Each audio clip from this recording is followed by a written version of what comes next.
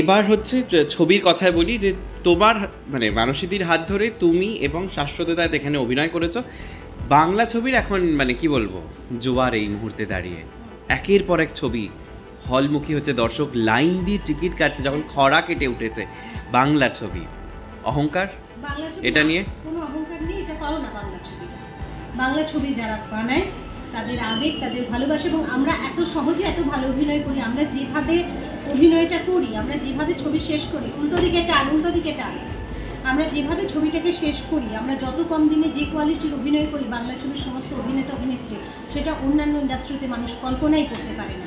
সেখানে দাঁড়িয়ে যদি প্রত্যেকটা মানুষ, প্রত্যেকটা টিম মেম্বার, সেটা ডিরেক্টর হোক, প্রডিউসার হোক, আর্টিস্ট হোক, ক্যামেরা পার্সন হোক, যেই হোক, এত ভালো কাজ এত কম সময়ের মধ্যে, এত প্রতিবন্ধকতার মধ্যে এবং এত স্বল্প বাজেটে দিতে পারে, সুতরাং তাদের জয় পাওয়াটা হচ্ছে অধিকার।